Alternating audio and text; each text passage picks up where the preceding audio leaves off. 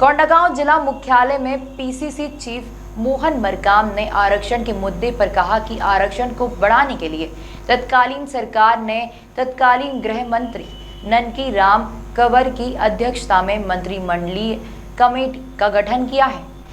रमन सरकार ने उसकी अनुशंसा को भी अदालत के समक्ष प्रस्तुत नहीं किया, जिसका परिणाम है कि अदालत ने 58% के आरक्षण के फैसले को रद्द कर दिया। कांग्रेस की सरकार बनने के बाद अंतिम बहस में तर्क प्रस्तुत किया गया, लेकिन पुराने हलफनामे में उल्लेख नहीं होने के कारण अदालत ने स्वीकार नहीं किया। प्रदेश कांग्रेस अध्यक्ष मोहन मरकाम ने कहा कि छत्तीसगढ़ में अनुसूचित जनजाति, अनुसूचित जाति और पिछड़ा वर्ग के आरक्षण को बढ़ाने के तमाम तर्कसंगत कारण और विशेष परिस्थितियां हैं, लेकिन भारतीय जनता पार्टी और रमन सरकार की नियत में खोट थी। इसलिए अदालत में राज्य की 95% आबादी के हक में तर्क नहीं दिया और जनता को उसका खामियाजा भुगतना पड़ेगा। पर आज पत्रकार वार्ता की गई है। आरक्षण मुद्दे को लेकर लगातार पूर्व मंत्री माननीय लता हुसैनी जी, पूर्व मंत्री माननीय केदार कश्यप जी गलत बयानी कर रहे हैं।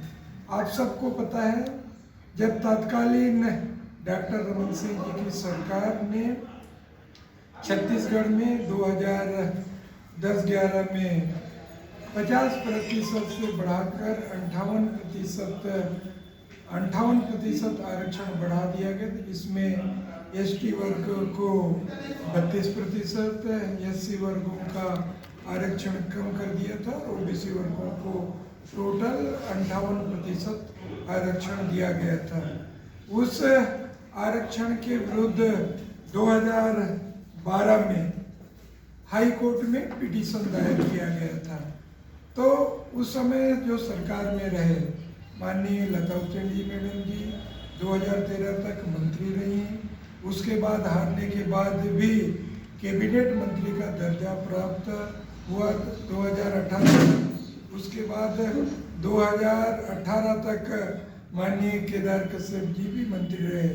जब तत्कालीन सरकार ने आरक्षण बढ़ाया था तो हाई कोर्ट में भी तथ्यों के साथ पूरे डाटा पेश करने थे, किन कारणों से आरक्षण बढ़ाया गया, जो तत्कालीन परिस्थितियों को जनसंख्या के अनुपात में, चाहे एसटी वर्ग हो, एससी वर्ग हो या ओबीसी वर्गों के आरक्षण में अगर आपने बढ़ोतरी की है तो तथ्यों के साथ आपको हाई कोर्ट में पूरी डाटा पेश करने थे। वो तत्कालीन सरकार ने जो तत्कालीन गृह मंत्री ननकी राम कंवर जी के अध्यक्षता में एक मंत्रिमंडलीय समिति भी बनाया गया था।